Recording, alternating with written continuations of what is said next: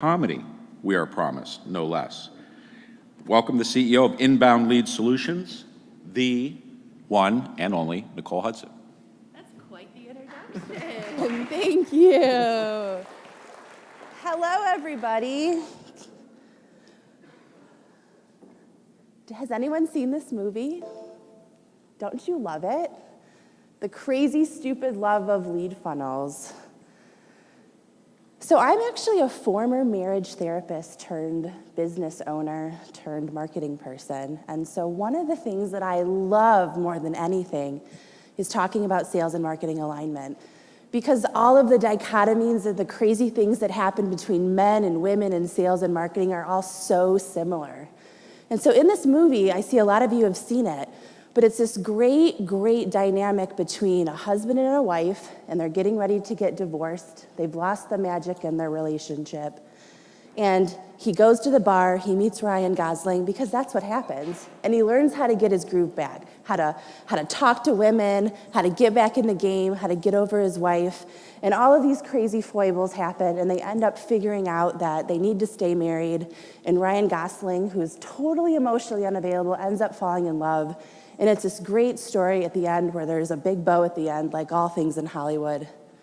But we both know that that doesn't happen in sales and marketing, right? It's a lot of fighting, it's a lot of miscommunication, and a lot of things that don't work. And so again, thank you, Jack, for the wonderful introduction. My name is Nicole Hudson. I would love for you guys to send me a tweet and ask questions and just generally help get the engagement going. This conference has been so wonderful, and all of the questions and communication back and forth digitally has been so exciting. So relationships are hard, and so hard that I decided that I couldn't be a marriage therapist anymore. I had to get out of there. And one of my first jobs after being a marriage therapist was a 100% commission salesperson. I had no idea what I was doing. I was just told to go close some deals. And this was years ago with no real social media or even email marketing to the level that it is now. And so one of the things that I had to do when I was a 100% commission salesperson is come up with an innovative idea. And the best thing that I ever did was I dressed up as a floral delivery person, and I faked my way into the CMO of Lear. And I had to sell events at that time. So it's lucky I didn't get arrested, but I ended up closing the deal. And that's one of the things that really made me fall in love with sales. Fast forward, sales and marketing really is so different. And sales is from Mars, and marketing is from Venus. But the one thing that I think we need to remember is they both orbit the sun. And without that gravitational pull, Venus and Mars wouldn't be in any kind of orbit. And I found a really interesting stat that, did you know when NASA launches a shuttle, it uses 90% of its fuel to get out of the Earth's atmosphere? 90%. So the rest of the 10% is spent on the mission and coming back home.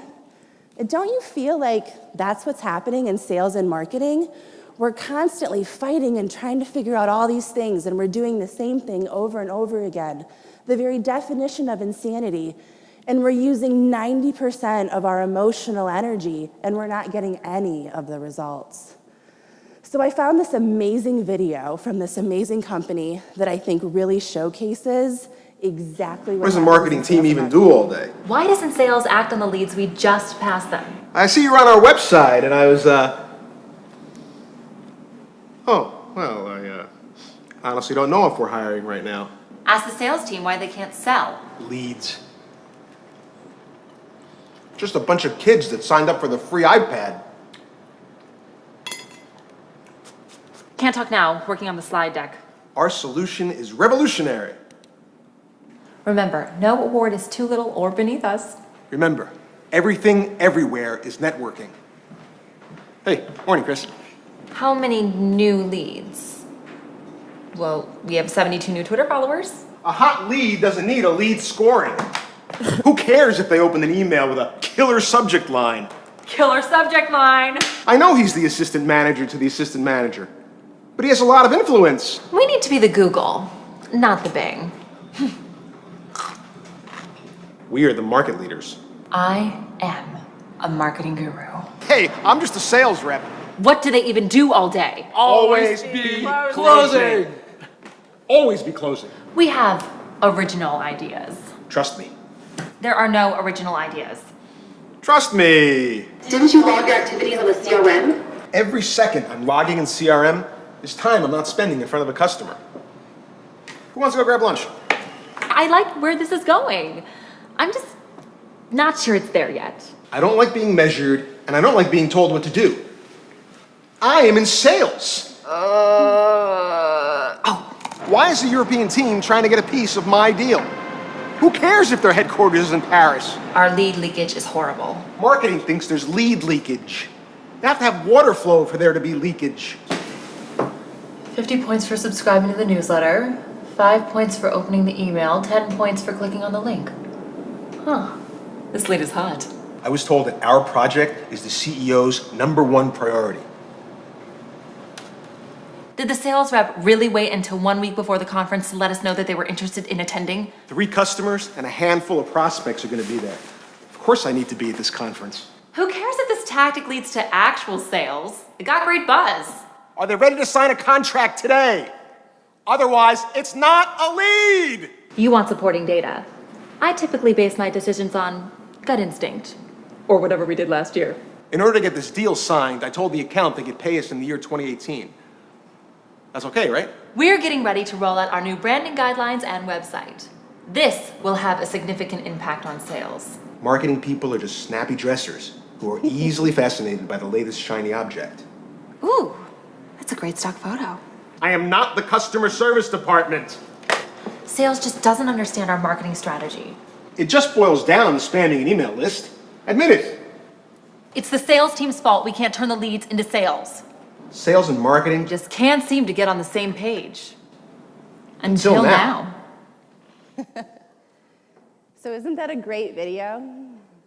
I feel like it really encapsulates exactly what's happening behind the scenes around the water cooler when everyone's talking crap about the other department, because who really wants to take accountability at the end of the day for revenue? So the story begins, and you don't want this to be your marketing and sales department anymore. And so how do you start to fix that? And one of the ways is you have to start to ask the question is, where is the miscommunication happening? Sales and marketing, yes or no, right or wrong. At the end of the day, I feel like there's a complete lack of awareness on #1, what does failure even mean? How can you be successful if you truly don't understand what defines failure? When I go into a client's office, that's one of the first things that we start to ask, because how do we know how to be successful? And when you ask that question about how do we define failure, people get really uncomfortable. One, that's not typically what you're there to talk about. You're there to solve a problem and come up with a lot of great ideas.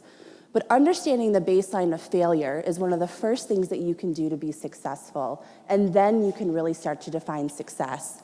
You can start to define who's in charge of what the difference is between a lead or a lead score or a sale or a closed deal or at what stage of the funnel you're in. So success and failure really have to be defined to get started. And so one of the reasons that I think sales and marketing are broken is, one, no one's having those conversations.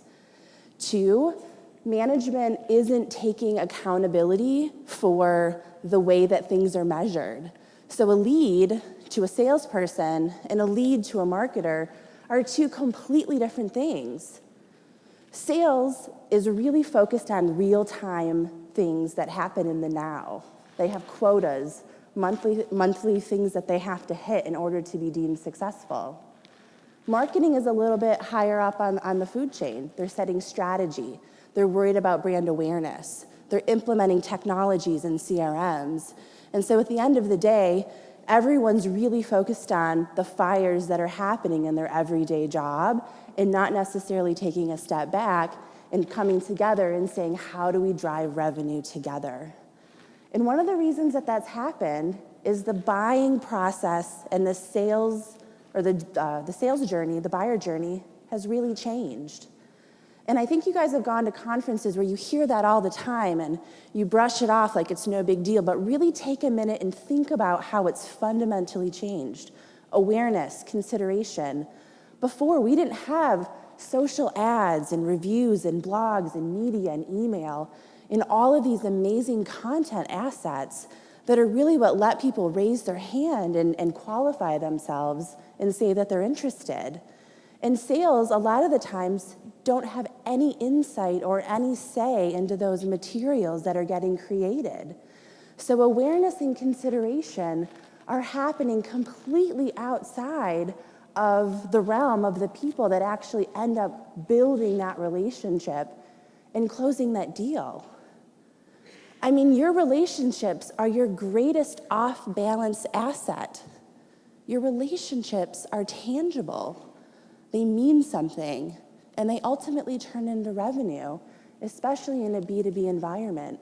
So why wouldn't you be taking the consideration at the awareness and the consideration phase to really get both sides on the same page?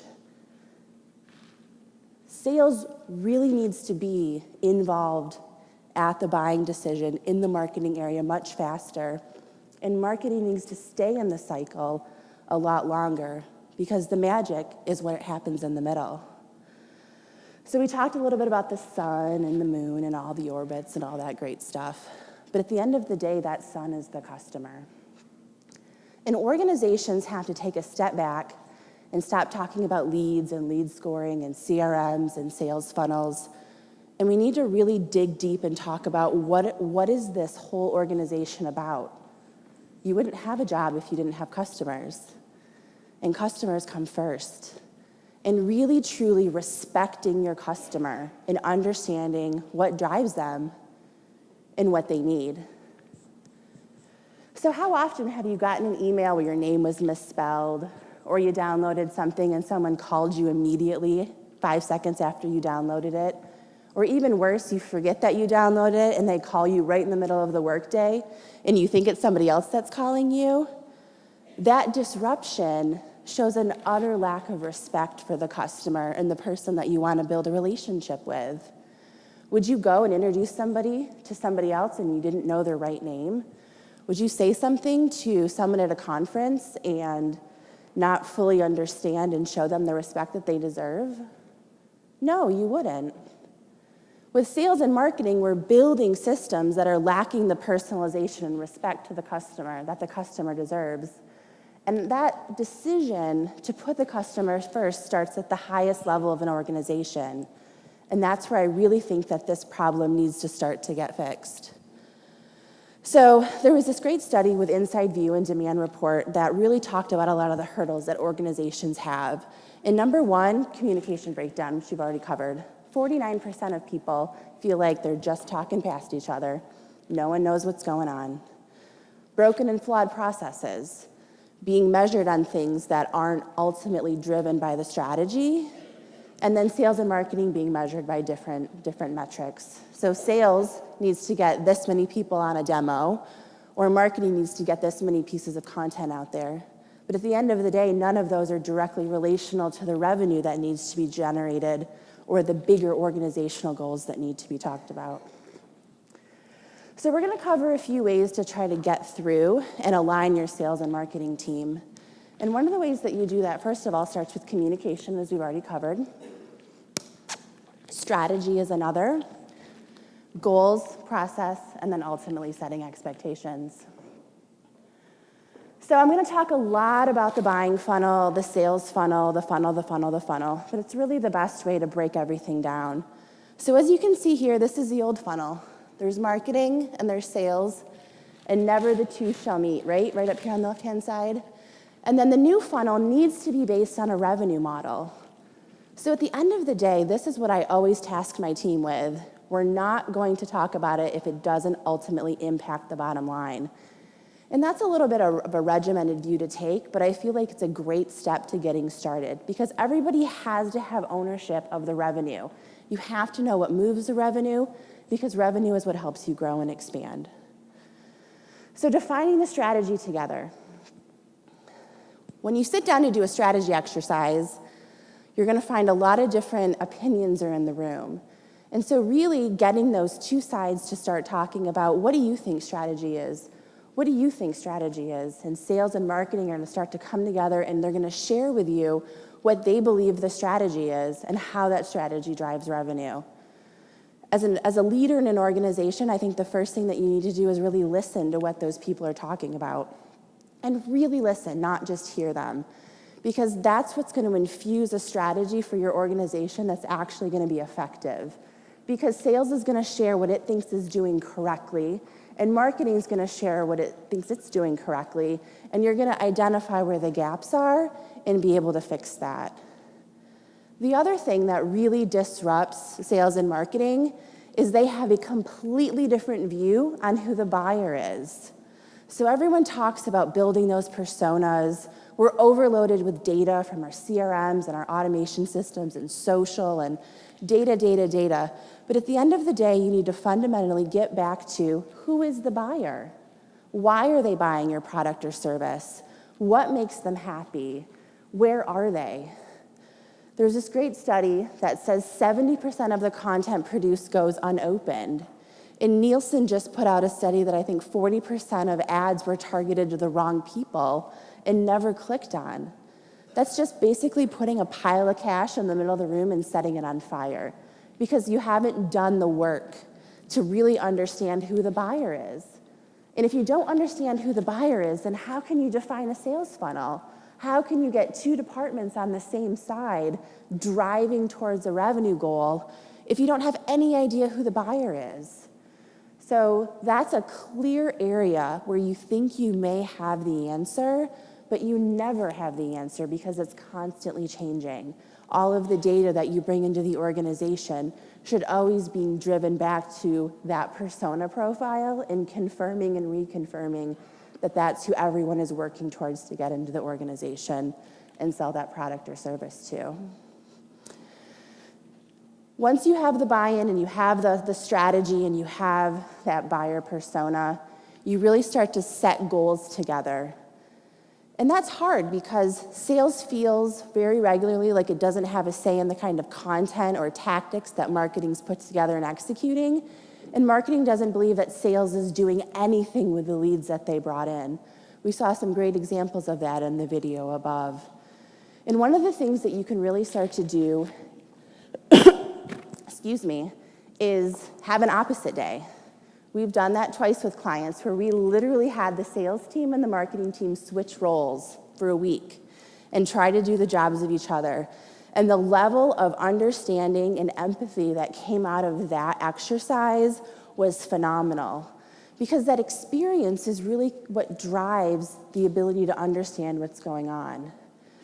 I was talking to Heather from GoDaddy yesterday, and she has a friend who has a company called Monkey Pod Marketing, and he has this great blog coming out that I haven't read yet, but I've heard about. And it talks about people that love to read. They love to read books. And if you love to read and you love a book, you realize when the movie's going to come out, you already have a picture in your head of what that book's about. You already see in your mind what the character looks like. And so the movie being better than the book, in my opinion, because I'm a book person, is rare. But the great example that the owner of Monkey Pod Marketing shared is the difference between, and he was talking about the movie and the book, The Wild, the difference between reading the book, watching the movie, and hiking the trail are three completely different perspectives. And I thought that that was so poignant because all I could think about was that exercise that we did where sales and marketing switched roles, and they could never have had the perspective of the other person's department or the other team's department until they hiked the trail. They lived the experience, and that helped them make better decisions about how to set strategy, how to align goals and expectations, and how to ultimately respect the customer and build a system that was able to align and build relationships with them to an end goal versus disrespecting them, interrupting, or disrupting them. So once you have the strategy set, some of the communications, you've identified the buyer, you have to jump in. And you can't feel failure because there's going to be failure somewhere. But failure is super important because what it does is it helps you identify the gaps in sales and marketing. Maybe you have bad apples on the team. Maybe you have a process that doesn't work. Maybe you have content that doesn't convert, but the head of marketing, it's his or her baby and they love it and it's not going anywhere. Who's going to have some of those hard conversations? But with the data and the processes in place, you really can start to see where they call it marketing leakage, but where the gaps lie in the process. And so ultimately, sales and marketing have to come together and enable one another. And it really has to be defined by the buyer journey. And so together, sales and marketing need to understand and create the awareness for what's happening in the cycle. Buyers need to identify needs and solutions and they're going to do that based on the kinds of content they consume, websites they land on, quizzes they take, ebooks they download, videos they watch. And we all have the data and the analytics to start to pull that out and see where they're raising their hand. The other thing is, it's not intuitive to sell on data and content. It's intuitive to build relationships. So your sales team may be trying really hard to do what you say as marketers, but they just don't understand. They don't understand that when somebody downloaded a white paper about how to make Salesforce more efficient, or a white paper about how to start to do whatever, that's a conversation starter, that you can infer so many interesting details about that person, or go and in social media channels start to get enough warm information to create a warm connection that kicks off the relationship. That is not intuitive. And organizations need to recognize that and start to build systems and experiences and trainings in place for sales to understand how to use those marketing tools as relationship builders. Now, on the flip side, marketing needs to understand that just because they delivered 27 downloads that day, that person isn't qualified at all. They're a prospect. And the number one thing we see is lead and prospect, and the definition on what those are and what people think those mean are never the same. And so really defining what a lead and a prospect is.